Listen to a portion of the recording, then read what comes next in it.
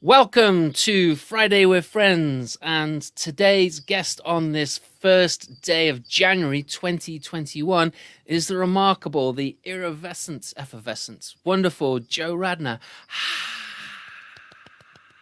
I don't know that I've been called effervescent before, and I wonder how many people the day after New Year's Eve are effervescent. I don't know, I was going to put my dark glasses on, but then I forgot. So.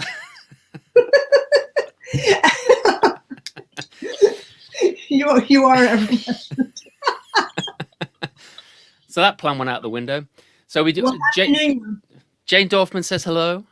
Hello, Jane. Happy New Year. Good to see you. We also have Rachel Hedman out in Utah, so she's here joining us, which is good. Rachel's a regular, as is Jane, and we also have Lisa Wilcox. Are you wearing a mask, Lisa? It looks like you are. Good. Or you're holding something up in front of you. I don't know. Anyway, so here we are with Friday with Friends, and I couldn't think of anyone better to start the year off with on my show than Jo Radner.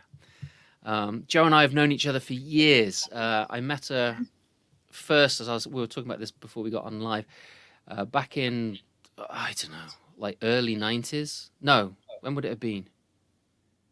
I don't know. It was early on in my career, like really early in my career, and it was at the Three Apples Storytelling Festival in Massachusetts. You didn't have a beard then? I did not. I didn't have grey hair either. It just makes you more distinguished. I don't know about that. Covers up the jowls. That's true. Maybe I need a beard. There you go. You can become a bearded lady. Have to work on that. Yeah, there you go. But Jo is a remarkable storyteller in her own right, and she does amazing historical stories and has a wonderfully dry Maine wit because she lives in Maine. Hi, Jo. Hi, Simon. I'm so happy that you have me here, and I'm happy to join all the wonderful people who've already been on Friday with Friends and all the wonderful people who will be on Friday with Friends. I love this series because you just play. Right? Well, that's the whole point, right? Right. Yeah. I don't have to prepare a thing, and you will simply extract something interesting. I will. I'm like a good fisherman. Absolutely. Except I'm a horrible fisherman. I fished. Actually, I've probably fished about 3 times in my whole life. And the first time was with my brother when we were at school, and a lot of our peers would fish the River Severn, which runs through Worcester, and there's a lot of canal systems as well. And so a lot of my friends and Colin's friends, my brother's friends, would fish, and they were like, you should fish. And it's like, oh, I don't want to fish. So my brother and I bought a fishing rod, and we tried fishing, and it was the most boring thing ever. And then when I married Sarah, my wife, she's one of 7 kids, 5 of whom are brothers, and most of them hunt or fish, and so they would take me fishing. I've taken me fishing a couple of times, and it's not my thing at all. Being a vegetarian doesn't help either.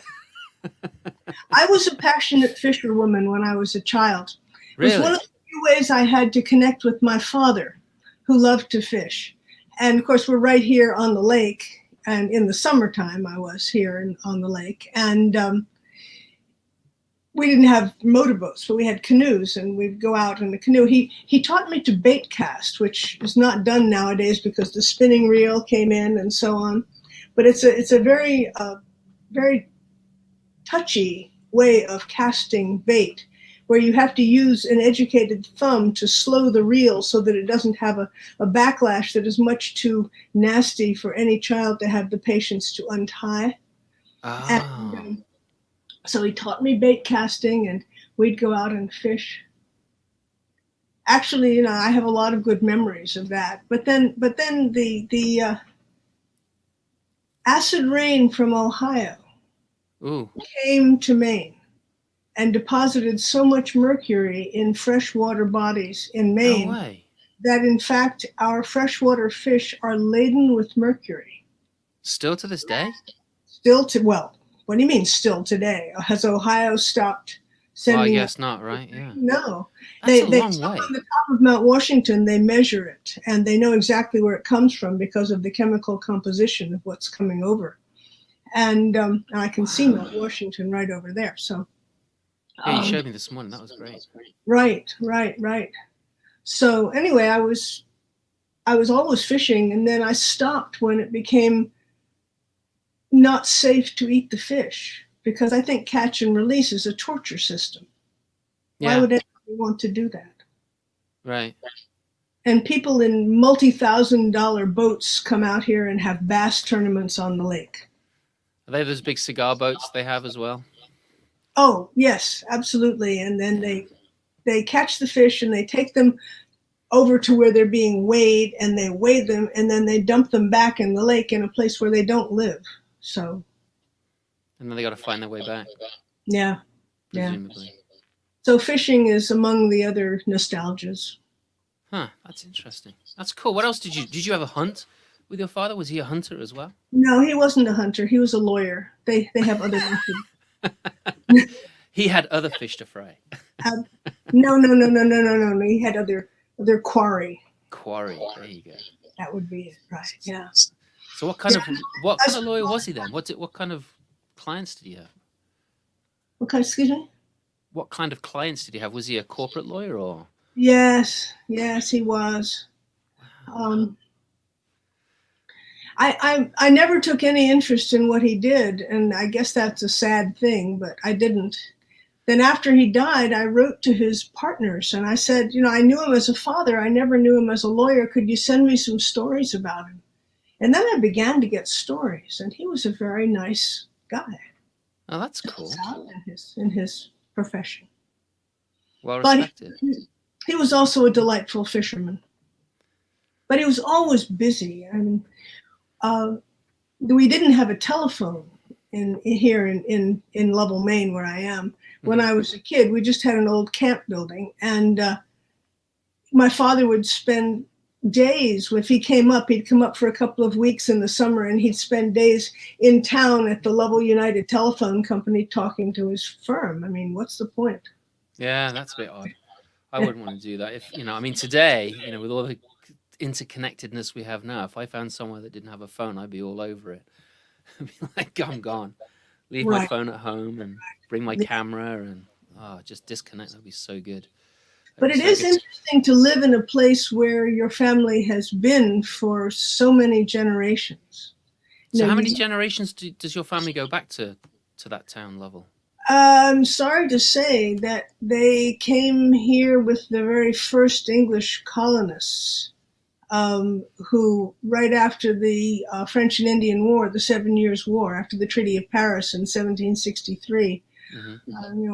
The French retreated to the north, the Abenakis retreated to the north, and all of a sudden, all of inland northern New England was open to English settlers who came in and simply took over. They founded 200 towns or more within Wow. 10 years. And Joseph Fry, who came and founded Freiburg with a bunch of my ancestors, was among them. And they took the fields along. There isn't a lot of good farmland in northern New England, except right along the rivers. And the Saco River has a little interval along it, which is wonderful farmland. And the Abenakis had farmed it for, millennia. Yeah. And in the 18th century, when the English got here, they just sort of fenced it off and let their cattle loose, and it was very handy. Oh, I bet. Yeah. The British, the English in particular, do not have a very good track record. No, and it's awful what we've done to the world. It's awful. I'm as English as you are. I've just learned to talk. Very funny. Very funny. I'm sorry, I didn't mean that. Actually, I quite admire and aspire to your elocutionary skills. Oh, no, I'm not very elocutioned. I'm not very elocutioned at all. Yeah. So what have you been up to during COVID? Because you kind of you know, I mean, I would see you at places, and of course there weren't any places to go to that weren't locked down, and mm-hmm. you kind of hibernated up there or torpid up there. Well, I really have been. I have I'm on the periphery of so many storytelling groups who have been doing wonderful things, and storytellers who have been developing wonderful things. I think Assist is doing magnificently. Nest is doing wonderful. And the NSN Connect conference that had Oh, that us, was amazing. you know, Yeah. visiting people in their home workshops in Indonesia and, you know, Venice and all those other places. Those are wonderful things, and I would dearly love to have been creating more stories, but I have, and this may be the English in me as well. I think the English are very good at restraint, self-restraint. Some of Uh, them. I can't put myself in that category. I've declared the whole pandemic a writing retreat because there's a book that I haven't paid enough attention to for the last 20 years, and I've decided that I'm going to finish it. And I almost have. I've written 7 out of 8 chapters. And every morning, I've been sitting here in this little study here and writing very slowly, very ploddingly, but I don't want to die without finishing it. So it has almost nothing to do with storytelling, but it's about a treasure that I found in my great-grandmother's attic in Freiburg, Maine, a long time ago. Okay. I had to empty the house. It had to be sold, and I was the last compos mentis adult in the family, and I had to do it. And I was there. It was hot, and it was summertime, and you know what attics are like in the summer. And yeah, horrible. The attic was full of 200 years of stuff that people could neither use nor throw away, and I had to go through it all. 200 years of empty cardboard boxes that might come in handy someday. My grandfather's box, carefully labeled in his schoolmasterly hand, keys that have no locks. I used to love those as a child. I'd go through them. Yeah. Big keys, little tiny keys. But so much paper. I come from a terminally literate family, and there was letters and journals and ledgers and ancient school books and a lot of writing, letters to my great half uncle Horace Greeley Adams from the Ford Motor Company about the latest motor oil for his Model T, all of that sort of thing. And in the middle of it, I found this pile of papers, in a lot of it in my yeah, Meg, yay the book. She must have heard of it. Yes. She's been watching me neglect that book for decades. That there was this wonderful pile of papers that was mostly in my great-grandmother's handwriting, old papers, and I didn't have time to do it, and I put them in a box. And when I went back to the box later on, I started to open it, and it was full of the weirdest stuff, poetry and essays on virtue and the duties of a wife, and jokes, so many jokes and good ones, rhymes and stuff about people I didn't know. And then I discovered, in fact, that was just the tip of a forgotten iceberg, if that's not too mixed a metaphor. I think it is too mixed a metaphor. But anyway, that what I had found was an issue of a journal, a handwritten newspaper from 1870 that my great-grandmother had been what they called the editress of, the Tollbridge Journal. And this was a little paper that was created once a week through the wintertime, only in those long, awful winter evenings that we're just beginning to see get slightly shorter now, in tiny farm neighborhoods, in hardscrabble villages all over Maine, New Hampshire, and Vermont. There are some in your area, by the way. Really? Yeah, over there. And what would happen, and I just discovered it, that people would get together, these farmers' wives, farmers' kids, the local wheelwrights and, craftsmen, and if there were any merchants, although in some of these places it was too small, and the minister, the teacher, the lawyer, the intelligentsia of the village, they would get together once a week and they would hold a formal debate on crucial topics, like resolve that the mind of woman is as susceptible of education as the mind of man. I'm glad they figured that out. Right. Or resolved that Washington was a greater hero for defending America than Columbus for discovering it. And other kinds of things too. All kinds of issues, some of them national, some of them philosophical. But also, they would write literature. And they would submit literature to the appointed editor or usually editress of the week. And she would collect these little bits of things. People, the farmers, they would write poetry. They would write parodies of the Bible. They would write all kinds of stuff and submit it to the editress. And then she would pick what she wanted, arrange it in order, and then make a fair copy of it, which would mean she could perform it. There was never more than one copy. And even though they called it a paper, it wasn't for reading silently at all. It was for reading aloud. And she would perform it to the gathered people at the debating society, which they sometimes called a lyceum.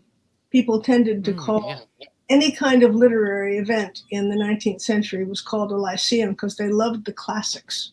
They loved the sense that, they were tapping into ancient Athens, even though they were, down on the farm in South Nowhere, New Hampshire or wherever. But and this, everybody wrote for it. So kids wrote for it, adults wrote for it. They teased each other. The founders were unmarried, usually unmarried young people. So they were very interested in courting. And they kidded each other about who was sweet on whom and who was doing a rather bad job of courting and so on. But they would get together once a week. And their motive was to improve their minds. They wrote about that very specifically. They said, this is the way, this getting together face to face and debating and listening to each other and writing and then performing that paper and listening to what we have written, that's the way we improve our minds and that's the way we make a community. Yeah, right. It's been very moving to be writing about this in and this. The editress would handwrite this before performing. She would handwrite it. And in fact, the reason that this whole tradition is forgotten is that these things weren't kept. They were ephemeral. They were thrown away after the Lyceum. They weren't, the text itself wasn't the point. The point was the performance, so that people were listening. And I think being a storyteller, it helps me appreciate this much more. Yeah. Because we know that you can't perform something to your toes and have to mean very much. I mean, my toes have heard a lot of stories, but they've never made a constructive comment, except maybe to walk away. But and left you sitting there wondering why your feet are walking. Right. Well, that one didn't work. Yeah, exactly. But here these people were saying, you can learn from reading, but you can't learn as much as you can face to face. In one of the papers, there's the most beautiful phrase. They talked about, we need the listening ear and the speaking eye and the listening. And I find it, as I said, very moving in these days to be writing about this because we live in a screen-to-screen world more and more. And these people were saying that face-to-face is how you become a responsible citizen. It's how you become an educated person, and it's your responsibility through life to educate yourself. Yeah. And it's interesting how now that we've got this speaking eye thing with, face-to-face stuff, which is so prevalent everywhere now. Mm-hmm. Right. And yet we're not, we're just sharing crap now instead of, intelligent discourse and thoughts and, how we. Wait a minute. You and I are talking. Are you labeling our conversation? No, not this particular one. No, but I'm talking about, the amount of stuff that there is a great deal of phenomenal content out there, but I'm thinking of the younger generation and what they're tuning into. No, it is true. And a lot of it, although is that, my daughter, she's always talking about, well, this is what I enjoy, this is what I like to watch, and you watch what you want to watch, and you you'd look at Instagram of artists and poets and all that kind of stuff, and you get a kick out of that. Fellow storytellers, of course, but she gets a kick out of people doing TikTok, right? So I mean, it's just, it's like when rock and roll and Elvis Presley and Little Richard came out. All the elders were like, "Oh my gosh, this is the devil's music," right? And so each generation has that, And today it's like, "Oh my gosh, our children are watching TikTok. It's going to rot them and everything." And well, I don't want to knock what the younger generation does, because I'm not sure I fully understand the way it works for them. But I do think that in working on the lyceums, I'm looking into a very, very different kind of world, some of which I would be terrific if we had now. One of the rules, something that I just love to quote, one of the rules of debate, if you look at those old 19th century debating manuals of how to do it, was listen to your opponent as though he might be right. Right. Yeah. How often do people do that nowadays? Listen to your opponent as if he might be right. Yeah. So my son and I, we debate a lot, and I do listen to him as if he's right, and I hope that he does the same with me. And he does it the same with my wife as well. We listen and we discuss, which is really great. I know that there are some other people that aren't really into that, and I feel that sometimes Aidan is more the anomaly than the norm, which saddens me greatly. But yeah, it's like one of the things that. But I don't think it's something that happens nowadays. On the whole, I think we think about binary: he's right, he's wrong, and we don't think about the negotiation at all. Right. Yeah, and there's a lot of opinions. There's not much news. There's a lot of opinions about the news, but then there's no real news, which also doesn't help. These writers for the Lyceum papers, they were good writers too. Yeah. Because they listened to so much writing and so much literature. Reading aloud was the norm. Can I share a piece for you? Yeah, absolutely. So one quick thing though. Tony Toledo's joined. We have a whole bunch of people that have joined us. Heather Forrest is here. She said, "Hi Joe, I love this project." Tony asks, "How did you first discover these read aloud newspapers?" And obviously Tony joined us late, otherwise he would know. I found the first one in my great-grandmother's attic. That's the answer. And Rachel Hedman was pretty funny when she said, "We could perform to our toes. Do they give us standing ovations?" Which I thought was nice. A poor pun, but we love that. Ingrid Nixon loves what you've discovered, as well as Donna, who's here. Hey Donna, hello. I haven't seen you for years. I was just thinking the same thing. I haven't seen her for years either. I want to go back to Toronto. I want to go to Toronto. And Kristen nailed it. I wrote that down actually because it was so cool. Yeah. And Rachel Hedman again. Intelligent stuff is out there. Seek and ye shall find. It's true. And my mum. Hi mum. Glad you made it. Jo Radner, you're a joy to listen to. Thank you. I would second that. My mum's got good taste. Obviously. Yeah, co-housing. Now that's another kind of situation of chosen face-to-faceness nowadays. That's a good point. Yeah. Yeah, I've heard. I've done not a lot of work. I've done some work with housing places. Some of them have been shelter housing for women and children.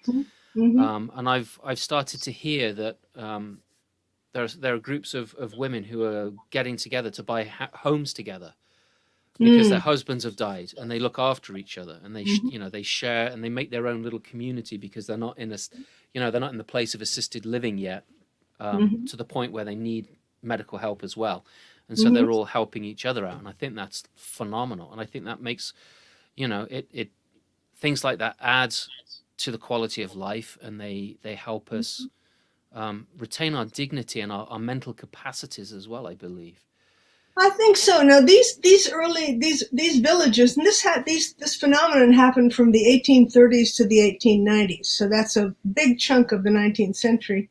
Right. But these communities weren't quite that intentional in a sense. They were neighborhoods of people who actually valued individual their individualism. Hi, Len.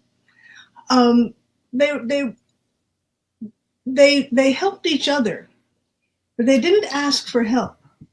They rather expected that if a neighbor saw that someone needed help, they'd give it, just like that. But also, they competed with each other. They teased each other. They teased each other vigorously. That's one of the things I love about the Lyceum papers, because there's all this serious stuff about virtue and the brevity of life and how nature bespeaks God's glory, and there's a lot of that, and in both poetry and prose, but it's in this matrix of fun.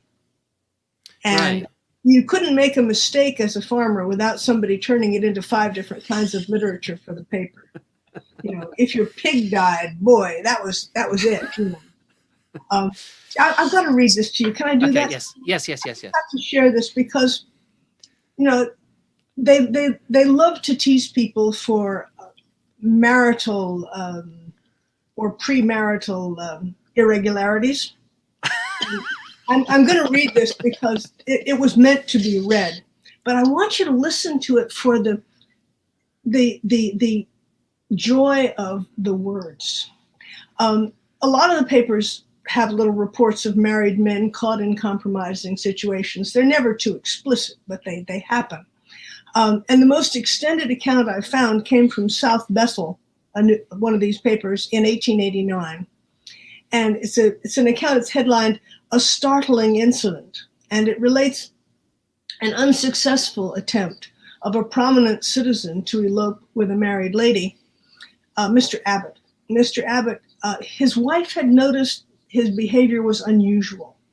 She said, once he came into the house and he hung up his hat, and that was so uncharacteristic of him that she knew something was up. But finally, the wicked man left the house as if he was going to a committee meeting, and instead took his wagon and picked up one Mrs. Goodwin and set off with her in his wagon. And here's the nub of it. When halfway to Bethel Hill Corner, the horse became frightened at something by the roadside, and Mr. Abbott, being unable to restrain him, having only one hand not engaged, they were both thrown violently from the wagon, and the horse, freeing himself from the shafts, ran home. A passerby soon noticed the mishap and set about to release the unfortunate couple, who were struggling to regain their equilibrium, but were unsuccessful, as the wagon and its contents were topmost. Upon finding herself free, the lady took to her heels, leaving only one thing that betrayed her identity. This was a dental plate set with 2 teeth in front, which were thrown from her mouth at the time of the disaster. Mr. Abbott was injured about the skull and has slowly been recovering his senses ever since, much to the satisfaction of his wife. It is stated upon good authority that as there was a box of eggs in the wagon, the unhappy pair presented a striking symphony in yellow at the time of the rescue. This is the second mishap Mr. A has experienced in trying to manage the horse with his dexter hand. Moral: don't try to do 2 things at once. Oh my gosh. Isn't that worthwhile? That is, I was crying with laughter, and that was absolutely brilliant, Jo. Oh my gosh. I mean, so these things have disappeared. Not only does it, they went off to the privy as the predecessor of the Sears Roebuck catalog or whatever. But I found in looking for years and years and years, I found 67 of them. There would have been thousands. Wow. Yeah, I imagine. Yeah. I mean, every week over the winter months. Yeah. I mean, that's a lot. Yeah. Well, in most of the villages had these things. They met. I love these comments. They met, in the schoolhouse, in the one-room schoolhouse, because they avoided all kinds of political and religious sectarian stuff. It's kind of like Friday with Friends. Well, we don't get in that deep. Right. Anyway, You could thanks do, for but asking I'm me. not sure. You probably didn't want as long a No, that was as no, about that was excellent. books, but that's what I'm I'm. I'm with Renee here. I could listen to these stories and the way that you read them as a dry New Englander, or with that dry, I shouldn't say you are a dry New England, with that dry New England tone, it just gives that air of authority to it that it needs and the gravitas. And Yeah, yet it makes it so wonderful that they not only report the news, but they report it in a way to shame that person into behaving themselves. and the task of Hopefully. the editress was really significant because she had all this stuff together. She'd have she'd have a joke about dogs, and then she'd have something about death, and then she'd have something about so and so was seen with so and so on such and such a road, and then she'd have another comic poem, and she had to switch modes as she read it, and sometimes it took an hour or more to read it. Everybody loved listening to it. Oh wow.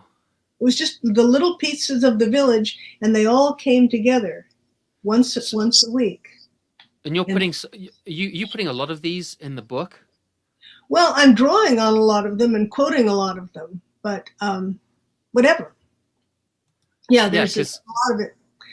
I haven't. Oh no! Well, don't spill it on your keyboard. I know.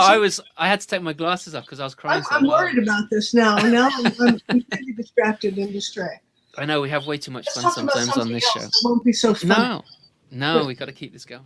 Well, let's do something really serious.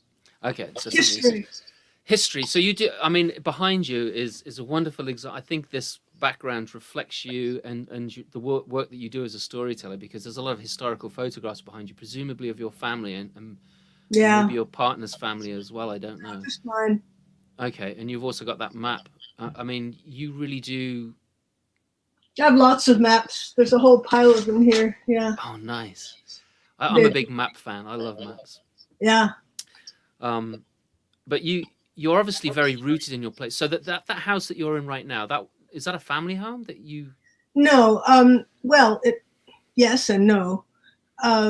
My family settled in Freiburg with Joseph Fry in the 1760s, and then my grandparents, my mother's parents, this is all my mother's family, they came, they retired in Freiburg, which was, but my grandfather had been a high school teacher, and in the summers he ran a tutoring camp for boys, and for a place for it's a very small camp, and he bought a strip of land along Keyser Lake, along the eastern shore of Keyser Lake for his camp in 1919, and that's where I live now, on that property. Yeah, so it's not the original family house, but it's the original family camp.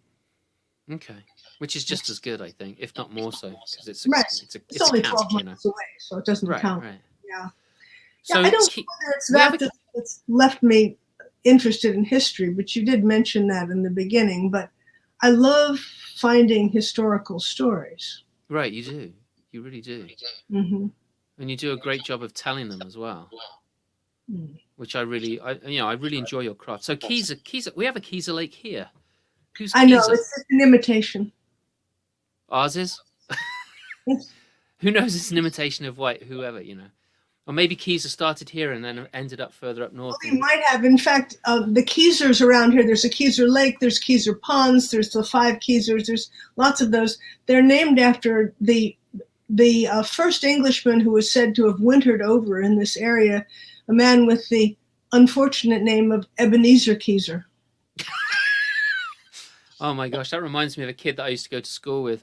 He was a couple of years above me, but his name was Lance Spear. His parents had a poor sense of humor. Oh. I once had a student named Winter Snow, and he married a man named Fox. Fox Snow. Winter Fox. Yeah, Winter Fox. I like that. We have a lot of those here. Huh. Foxes. That good New England humor, I guess.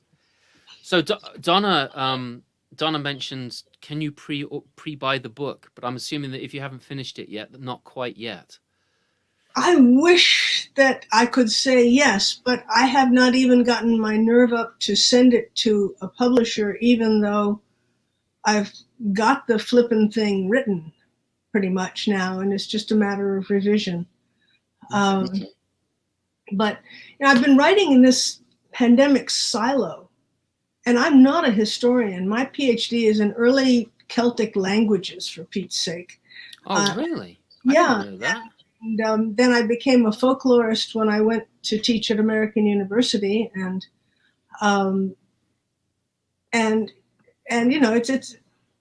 it was quite a stretch since I studied nothing more recent than the Norman invasion. And, Real history.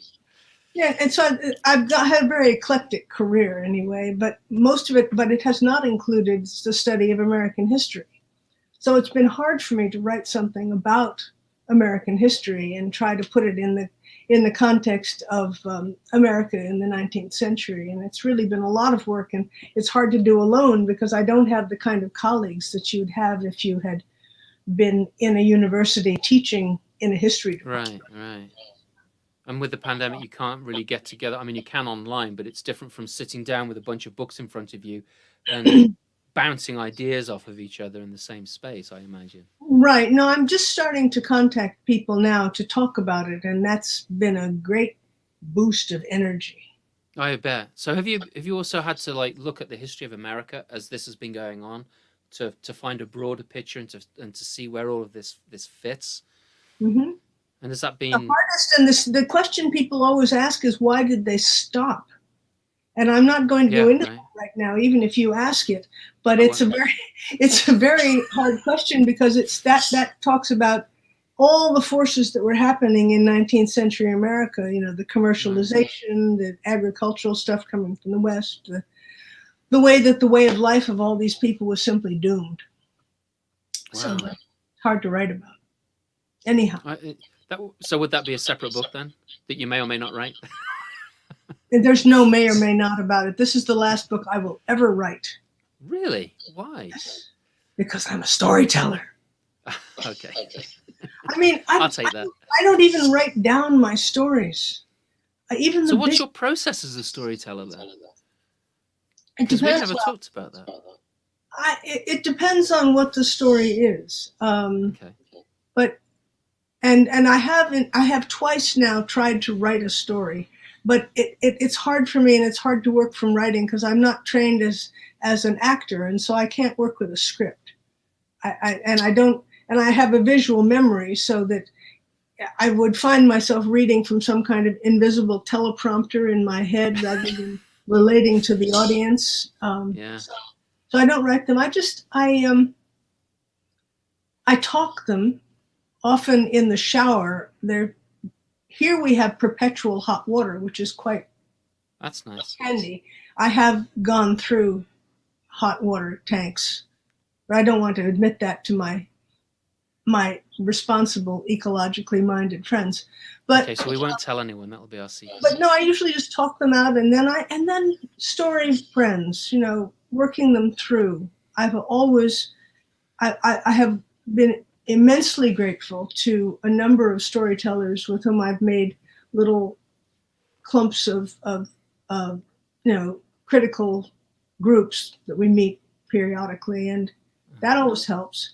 And then sometimes if I'm working with something very complicated, I will do keywords and kind of outline and move things around. The biggest story I've ever done, well, almost the biggest, the next to biggest story I've ever done, then the one I'm actually proudest of was Burnt into Memory, which is a story about the 1947 fire that destroyed the town of Brownfield, Maine. Oh, wow. And I spent a year interviewing people who had experienced that terrible wildfire. They were quite old at the time, and most of them are gone now, I'm sorry to say. But I interviewed them, and I wound up with, 15, 20 hours, more than that, of stories. Oh, wow, that's a lot. And to create a 1-hour story out of that, mm-hmm. I had, my process is really just to find the sparks and then figuring out how they fit together and then make them. But but it's really hard to do. And what I did there was I took different colored Post-it notes Oh at yeah. a point when I had all the stories that I wanted to include, and I had, enough for maybe a 5-hour story. I took the Post-it notes and I put them on a whiteboard, and I kept moving them around in different ways. And I would never have made the story if it hadn't been for my story chums, Meg Gilman and Michael Parent, nursed me through the creating of Burnt into Memory, and Right. I'll always be grateful to them. So But do you that's think that could? storytelling, because it's storytelling that is telling other people's stories for the sake of other people. And I found that at the same time a profoundly important and difficult challenge to tell it Can you for them in a way that it worked for other people as well. can you go a little deeper with that? That you tell the people of stories for other people. Could you like Well, delve a bit more I into that? wanted, when I became aware of the Brownfield fire, and I've been aware of it all my life. My grandmother would drive me through Brownfield. It's just the next town to the south of Freiburg. Hmm. And I would remember driving through it as a child and seeing the skeletons, the charred skeletons of the trees all everywhere. Um, but when I began to think about it, I guess it was around 2002, something like that, um, and began to talk to people from Brownfield, I realized what a huge story it was for them, and um, how much they wanted it to be witnessed but did not want to tell it themselves and could hardly talk about it. So Yeah, I I can imagine. embarked on an oral history project and interviewed everyone I could find about their experience of the fire, and did it telling them that if they wished, and they all did wish, I was going to create a story to try and convey to the world what they had experienced. Because actually, one of the most energetic and delightful people I interviewed was a woman named, with the extraordinary name of Carrie Pandora. And Carrie Pandora said, because in 1947 there were fires all over Maine. It was a drought summer, and then Maine just burned up in October. And Carrie said to me, "Everybody's heard of the fire in Bar Harbor because those people were rich, but nobody's heard of Brownfield because we weren't." Right. And Yeah, I think that's probably a true statement, right? well, it was absolutely true, and Brownfield was much more typical of the people who suffered those things than the people whose mansions, alias cottages, burned in Yes. Bar Harbor. Right. So I did it for them, and realized though that I was putting a great deal of my storytelling life into it, and it took years to make, 1 year to interview, but years after that to pull together a story that had an arc that I wanted it to have. Was I had to discover that, and so I wanted to make at the same time a story that other people could hear and want to hear, and that Brownfield would feel honored by. Yeah. And that was not always easy. Sometimes when if you're going to tell someone else's story, the first person you have to tell it to is that person. Yeah. So I remember telling the story the first time, to a number of the people I had interviewed, and they're saying afterwards, "Well, thank you. That was very nice. That was good. I really appreciate that. Yes." And then I noticed a few of them over in the corner, sort of talking to each other. And I sidled over and I said, "So there might need to be some adjustments, right?"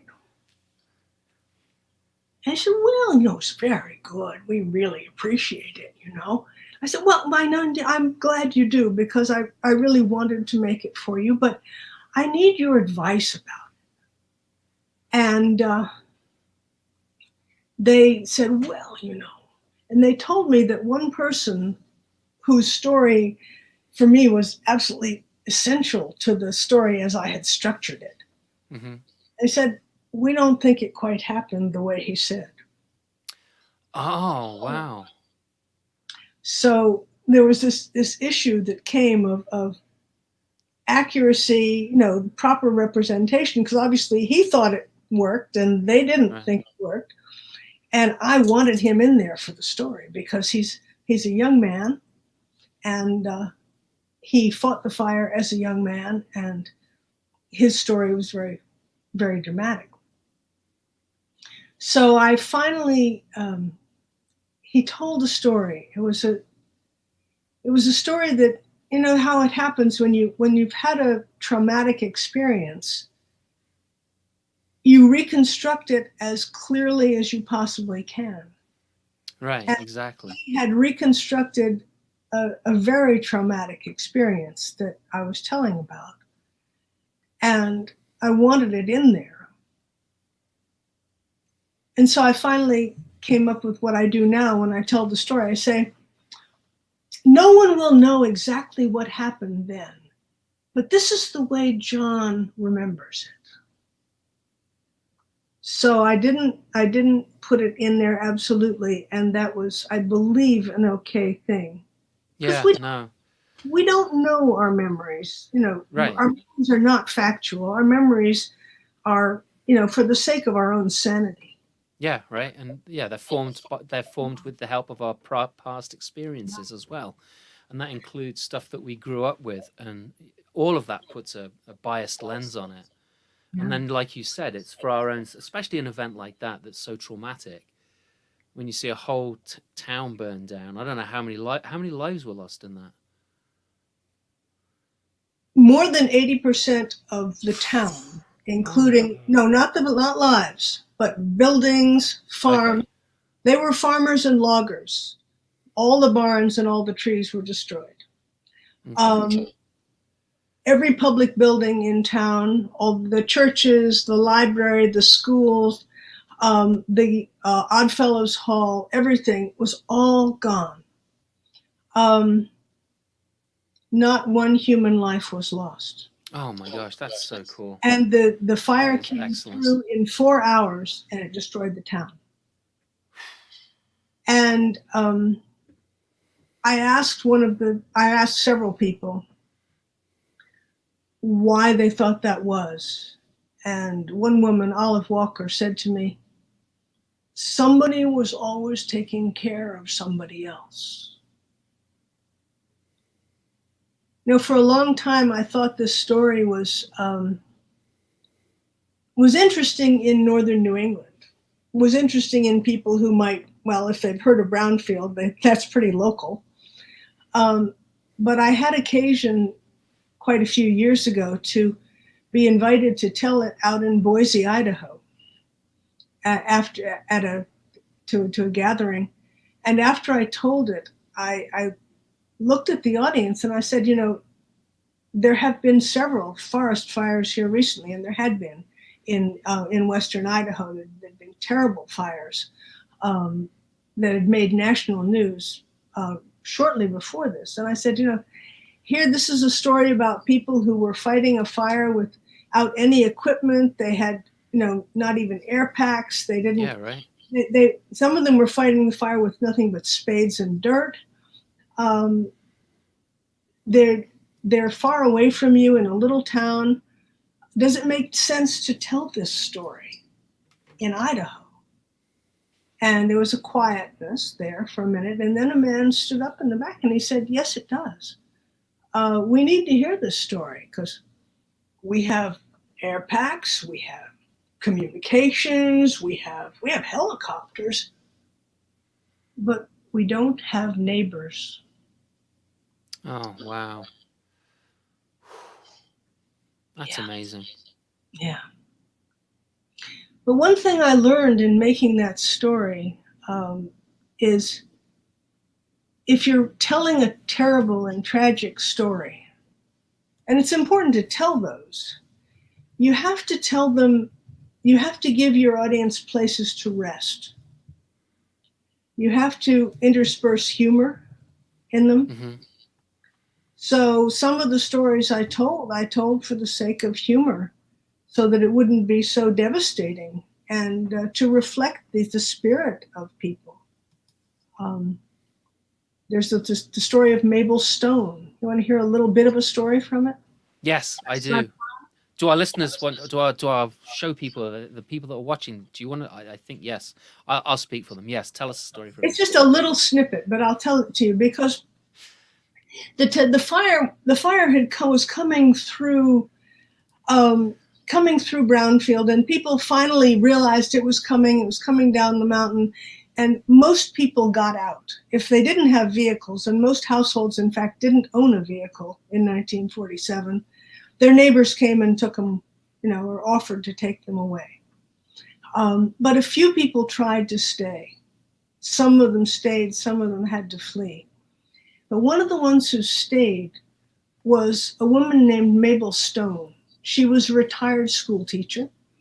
She lived on Dugway, right in Brownfield Center, the road Dugway. And when her neighbors came by in a car to take her to safety, they said, well, we'll fit you in. We can't take Woofy. Now, Woofy was a dog she had rescued, and she loved Woofy. So she said, well, I'm not going. I'm going to stay here with Woofy. And they went off, and she had a plan. She made a plan. She didn't have running water in her house, but downstairs in her cellar, she had a cistern that filled with runoff from the mountain. And she got a bucket, and she went downstairs to the cellar, time after time, filled that bucket, came out and threw water on the ground around her house. Then she got her broom, and she went upstairs and she got 2 blankets from her bedroom, and she brought them down. She hung them on the newel post right inside the door of the house. She got her broom. She got her snow rake.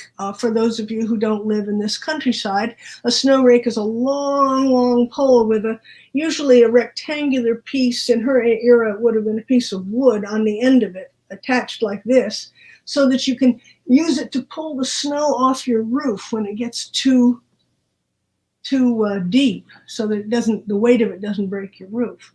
So she got her snow rake and her broom. And then she went outside to wait.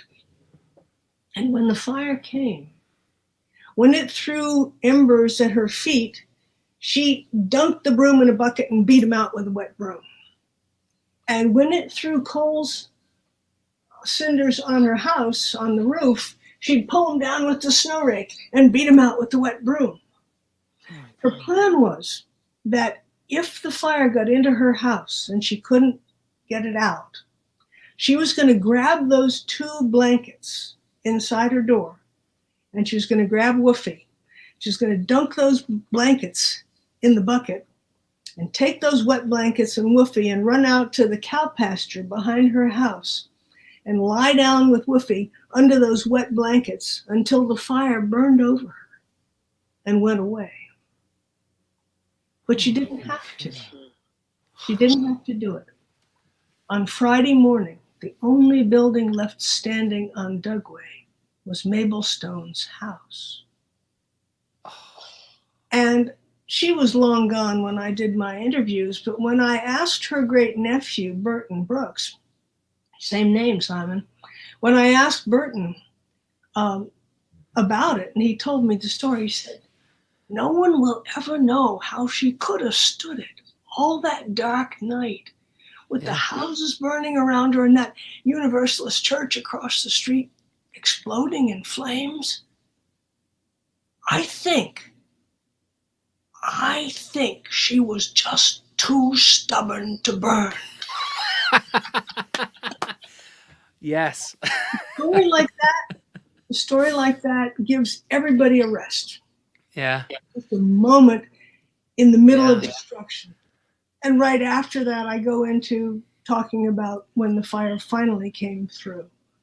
And the last piece of it, from a woman named Jo, who We're both was a sinister young stories. woman at the time. Her family lived in West Brownfield, but she wasn't at home during the fire. She was teaching actually in Lovell, and she was boarding with a family in Lovell. And she didn't even know about the fire till Thursday morning when she saw a truck stop out front and a bunch of men get into the truck to go to Brownfield and help fight the fire. So after school, she went across the road to the Lovell United Telephone Company to call her family and see if they were all right. And the operator said to her, "Well, I'm sorry, but there's nothing left in Brownfield to call." Oh gosh. And that ends the first phase of the story. And after that, it's all destroyed. And then I talk about the recovery and how people did that. But it was really important to play off things like that against Mabel Stone. Yeah. I mean, I just can't imagine, being in that situation and choosing to stay. I mean, it's a great plan, but even if you go into a cow pasture, I mean, when we first moved to New Hampshire, we were up in Orford, which is cow country, right? Yeah. And there's a lot of cow fields and cornfields up there. But even then, it's like the thought of being underneath a wet blanket. I mean, that's like, steam from the heat alone would probably suffocate you. It could. Yeah. But she didn't have to That's do it. But she didn't. Providence or stubbornness, one or the other. Well, she's a Mainer. It's got to be stubborn, right? For a long time, that story was I never wrote it down. I've never written it down, I never made I finally made a CD of it. I saw that. And where can people buy that? Burnt into memory. It's the cover is. I didn't want to put an actual picture of the end of Brownfield. This is the picture of Brownfield after the fire. Hang on. You can see the chimneys standing like tombstones, and there's nothing else there.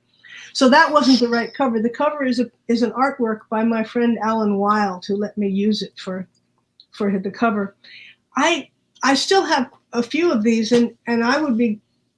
They used to sell them through CD Baby, but CD Baby isn't operating anymore, as you know. That's right.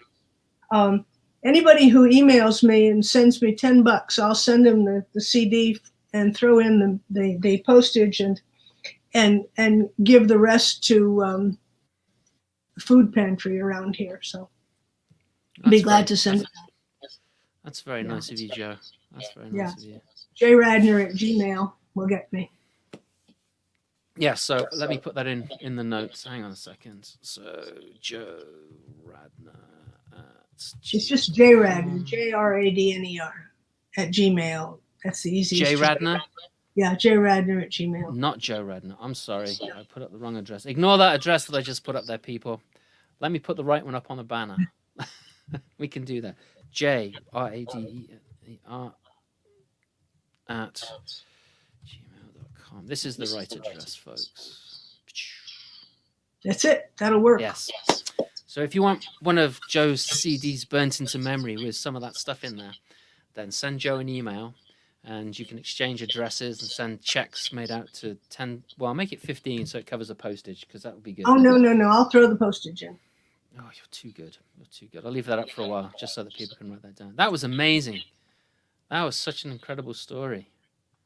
Yeah, I'm very happy to have done that, and I keep hitting my head against other stories too. So, yeah. So you said you got 5 hours worth of stories, but you only came up with one. You only created one 1 hour story. Well, I had 20 or so hours of interviews, and then there were more stories that I wanted to tell, and it's hard to figure out what not to tell. But you figure out the arc of the story. Basically, it's. And then the work that each piece will do.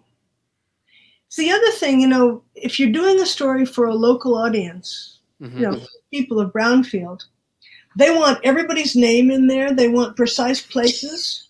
Yeah. They want the details to be right because that's the way to honor them. Yeah. And if you do it that way for everybody else, then, right? Yeah. So because they get confused, and there's too much detail. So again, it's a matter of finding out how much you can say with how little. Right. Yes. Oh, Nina's here. Hi, Nina. How you doing? Hey. Excellent. Yeah, that was a wonderful story. So, what have you got planned for this year? Because it's Well, I'm January the going to 1st. revise the flippin' book, Uh huh. and then I'm going to find another story project. But I'm still laboring on another story that's current title is Tangled Lives, and I don't think that's going to be its final title. But it's another big story about the relations between my English colonial ancestors and the Abenakis. Oh, that's Because going to be a tough story to tell. it's very tough, and I've told it for years in ways that are perhaps less and less inadequate, but Mm-hmm. but they're still inadequate, and it's the same thing. If you're going to tell stories about somebody else, you need to tell it to them. So a year ago, I went and told it to Lisa Brooks at Amherst, and to some other students and Abenaki folks, and listen to them. When you tell stories to Native people, Mm-hmm. um, it's you have to listen for what they're not saying, and the silences were eloquent. There were places that they showed me without any affect, in a way. They showed me very much that I needed to work on certain things. So I'm working on those things, and I think I'll keep on working for a while because it's a story I care about a lot. I really want to try and show the the pain and the responsibility Yeah. and what it really means when we do a land acknowledgement, and say that I'm Right. sitting on Abenaki land that my ancestors took without treaty or payment. Um, what does it mean to do that? And part of what it means is to tell an honest story. Yeah. And in that case, the difficulty is working with narrative that is usually transmitted by the English, Yeah. and to read through it the Abenaki story. Yeah. In England, obviously we weren't taught a lot about this kind of stuff. I mean, we knew about Custer's Last Stand and Right. the big battles, Battle of Little Bighorn, and all that kind of stuff. Right. And New England is a much less Yeah. well known story in some ways. Right, right. And a lot of people, a lot of the Abenaki just hid, right? They just hid in plain sight and tried not to draw attention to themselves, is what I've been told. Well, that's true, The ones that weren't particularly wiped in out. Vermont. Yeah. But imagine what they felt when they came back to the Yeah, South, to their homeland after the Treaty of Paris, and they saw all these English farms in their fields. yeah. I mean, it's, yeah. And I mean, yeah. how do you deal with that, and how do you maintain a connection with your own historical identity? Right. It's huge. Yeah. It must have been, I mean, years ago I had some of my stuff stolen. And it was my camera gear. It was all my camera gear, and my camera gear to me is kind of like, was at the time, was part of my life. It was part of who I was. It was part of my identity. And to have that stuff stolen was just, I felt physically sick for years. Every time I thought about it, I felt nauseous. And so to find your land's been taken away, which is part of who you are on a much more visceral level. It's like it's I can't even imagine how they must have felt. I mean, it must have No, been and appalling. then to tell the story as the descendant of those who've Yeah, taken the land is I think it's important, and it's damned hard yeah, I imagine. because you I mean, don't want to be sentimental, not for a minute. no, you can't be. Absolutely. I mean, I mean, talk about ownership. Yeah. It's hard. Wow. Margaret, I don't know if you know Margaret. She's one of your fangirls or not. I don't Oh, know. Peggy, yes. Hi, Peggy. Okay. You do listen to my Secret name. stories over and over. You've heard everything I've said, I'm sure. Yeah, she's a fellow folklorist, and she lives in Farmington now and Rangeling. Oh, okay. We have known each other since we were early faculty members at our respective institutions from which we are now escaped. Well, Peggy, welcome to Friday with Friends. Thank you for joining us. That's incredible to get. It's always nice to get new faces here. Mm. Yeah. Joan King says so important and so damn hard. Yeah, and I think more of us need to do this. Those of us that can, because not everybody can tell these stories. Not everybody has that capacity. Not everybody has that the access to the knowledge, or even know how to take a first step. But I think that if enough of us do it, and present a real history of what happened, it's books like "Bury My Heart at Wounded Knee" be taught in schools, and not just the white man's history. Yeah. It's really important to tell those stories and to tell them without editorializing. Right. To find the story that carries the complexity of meaning, because no editorializing will carry that. Right. And it'll just end up being justifying or right. Blaming. Yeah, absolutely. No, I totally agree. I totally agree. Those are hard stories. We need to change. I think we need to lighten things up. Yeah, I think because we got kind of deep there, which is, I think, also very, very important. What did you drink last night? Oh, come now! It was the last 2 fingers of mezcal in the house. There you go. There you go. Yeah, I had a nice apple cider or two, and a nice 2 fingers of port, which we saw the new year in, and we saw it in as a family, which was really nice. Well, actually, Aiden snuck out, but the rest of us, the 3 of us, stayed in, and we Sarah was excited because the Go-Go's from 1983 was actually played on Dick Clark's Rockin' New Eve, or whatever it's called. So we watched that together. Blast from the 80s. Yeah, no, that was lovely. And actually, I think, we could end our entrance into the new year on a cheerful note. I think, it's going to be a year of facing hard things. Yeah. I'm hoping that it's going to be a year of listening to the other guy as if he might be right. Oh, yes. And that kind of thing, because that's the only thing that will save us at this point, is listening as carefully as we possibly can. And I'm just hoping that more and more we will be able to open up and laugh in person, face to face, and not screen to screen with one another. That's what I wish us all. Yeah, I'm going to put that up there. Yes. They might be right. Let's not that. No. I can edit that. No, I was kidding. Because everyone is right in some way, and you have to find out what it is. How's that? Compromise. That's lovely. Yes, you have to find out what it is that makes them feel that they're right, or you can't speak. Right. Yeah. Because everybody has their own picture. Going back to what we were talking about earlier, everyone has their own lens that they grew up with, that they see through, that they've been influenced by their own life experiences, and we don't know what that lens is, and we can't see through that lens. And if we can get an idea of what that lens looks like and how they see things, then we can see a fuller picture, and we can make a better judgment. I want to go back to that, because somebody once said that in the olden days, politicians weren't lawyers, but they were debaters. They were taught how to debate if they wanted to be a politician. Have you heard that before?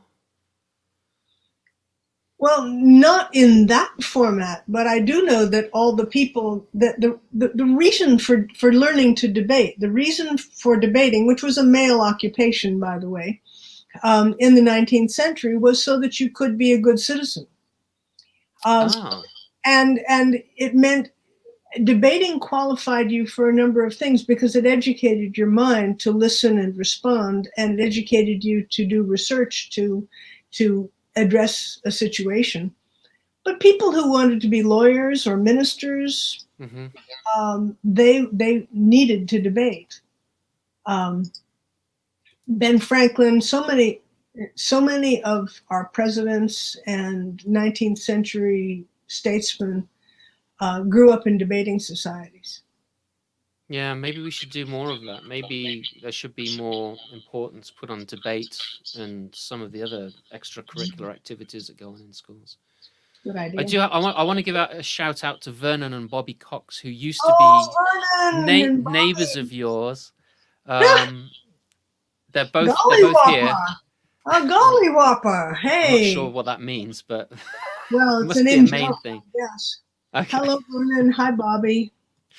Because they used to be out here on the East Coast, and now they've moved somewhere else. I can't remember where it is, but we miss them dearly. I They know. were a great part of our tribe. I'm in denial. They're not gone. They never will be. They're always going to be in our hearts. Right. Right? Vernon took me on a terrific tour of the Portland Jetport from an electrician's point of view. Because that's what he used to do. He used to be a Absolutely. sparky for the... Fascinating. Yeah. I've never seen a blue light in an airport since without knowing what it meant. Is that a good thing or a bad thing? Well, it's a good thing. Well, that's good. That's good. Well, Jo, we've been chatting for an hour and 10 minutes, and some of our listeners have had to bid a farewell. Yeah, let's let them go, and it's a nice enjoy the rest of the day. Yeah. Go outdoors. It looks a bit cloudy here. I just peered out my office sunroom window. It's still bright enough. Go out. We will. Got to take my for a walk. Snows. Tomorrow we're getting a bunch of snow. Oh no. Yeah. Well, it is New England. Yeah, right. It's not like we're not expecting it. It's just that some of us don't want it anymore. Milbury did say, I want to add this because this was a nice comment. What a nourishing conversation to witness today. Thank you, Milbury, for being here and being part of this. Are these comments going to be visible to me at some point? They will. They'll be visible on Facebook and in YouTube where people have commented, and I'll send a link to you. Well, thank you. I appreciate everyone's coming, and I wish we all chatted because so many people I'm so fond of have appeared. Happy New Year, Vinny. It's been wonderful. A lot of old people that I haven't spoken to, seen in a long time. Old people? Who are you talking about? People that I've known for a long time. That's what I meant by old. The words came out in the wrong order. That's all. Yeah, I'm old. I'm going to claim it. I'm getting there. Well, with any luck at all, it's better than the other opportunity. Well, yeah. What's the alternative? It's been 6 foot under, right? Or scattered somewhere. All right, folks. Thanks for being here. Happy New Year to everyone. I hope you have a wonderful and flourishing 2021. I hope that we learn a lot and mirror all the good things in life that surround us. Take care, everyone. Thanks for being here. Until next Friday, be well, be safe. We love you all. Bye. Bye.